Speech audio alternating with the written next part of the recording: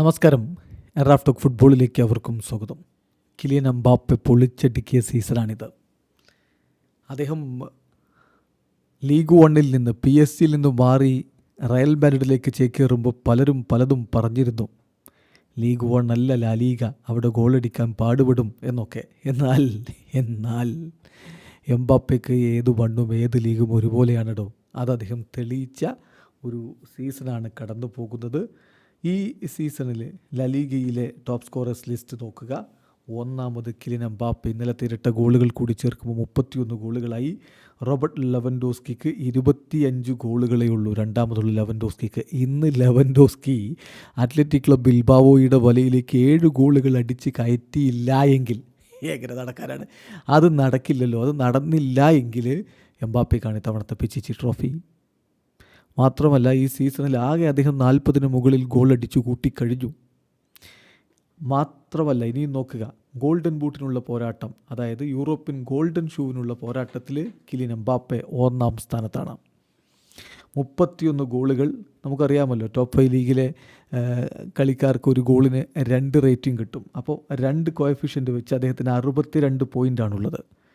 Victor ഗ്യോക്കറസ് 39 ഗോളുകൾ അടിച്ചു. പക്ഷേ അദ്ദേഹം സ്പോർട്ടിംഗ് CP-യിലാണ് കളിക്കുന്നത്. ഔട്ട്സൈഡ് ടോപ്പ് 5 ലീഗാണല്ലോ പോർച്ചുഗീസ് ലീഗ് വരുന്നത്. അപ്പോൾ അതുകൊണ്ട് അദ്ദേഹത്തിൻ്റെ ഗോളുകൾക്ക് 1.5 ആണ് കോഎഫിഷ്യൻ്റ്. സോ 88.5 മാത്രം. മൂന്നാമതുള്ള മോസലക്ക് 28 ഗോളുകൾ 56 പോയിൻ്റാണ്. നാലാമതുള്ള ഹാരി കെയ്ൻ 26 ഗോളുകൾ 52 പോയിൻ്റാണ്. അഞ്ചാമതുള്ള ലെവൻഡോസ്കിക്കും മാത്യു അററ്റയ്ക്കും 25 ഗോളുകളുമായിട്ട് 50 പോയിൻ്റുകളാണ്. ചുരുക്കത്തിൽ കിലിയൻ എംബാപ്പെ ഇത്തവണത്തെ യൂറോപ്യൻ ഗോൾഡൻ ബൂട്ടും അങ്ങ് ഉറപ്പിച്ചിരിക്കുകയാണ്. എവിടെ പോയിട്ട്? ലീഗ് വണ്ണിൽ ഗോളടിക്കുന്ന പോലെയല്ല അല്ലേ, ലാ ലീഗയിൽ അല്ലെന്നേ, ഒന്നുകൂടി മികച്ച രൂപത്തിൽ അദ്ദേഹം ഗോളടിച്ചിട്ടുണ്ട്. യൂറോപ്യൻ ഗോൾഡൻ ഷൂവും സ്വന്തമാക്കിയിട്ടുണ്ട്. ഇനി ഒരു കാര്യം കൂടി പറയട്ടെ.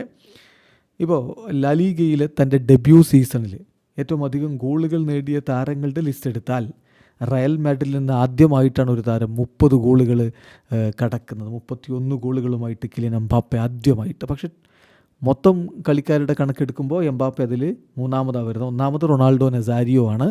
അദ്ദേഹം ബാഴ്സലോണയ്ക്ക് വേണ്ടി കളിച്ചുകൊണ്ടാണ് ലാലീഗയിൽ ഇറങ്ങിയത്. 96-97 സീസണിലാണ് 34 ഗോളുകൾ ആ ഒറ്റ സീസണിൽ അദ്ദേഹം ലാലീഗയിൽ അടിച്ചിരുന്നു. അത് റെക്കോർഡാണ്.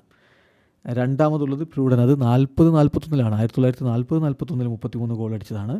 എംബാപ്പെ ഇതാ 2024-25 സീസണിൽ 31 ഗോൾ അടിച്ചുകൊണ്ട് മൂന്നാമതെത്തുന്നു. നാലാമതുള്ളത് മറ്റൊരു ബ്രസീലിയൻ ഇതിഹാസം റൊമാരിയോ ആണ്. 93-94 സീസണിൽ അദ്ദേഹം തൻ്റെ ലാലിഗ അരങ്ങേറ്റത്തിൽ 30 ഗോളുകൾ അടിച്ചിരുന്നു. എന്തായാലും എംബാപ്പെ വേറെ ലെവലാണ്, അതങ്ങ് സമ്മതിച്ചേക്ക്. വീഡിയോ അവസാനിക്കുന്നു.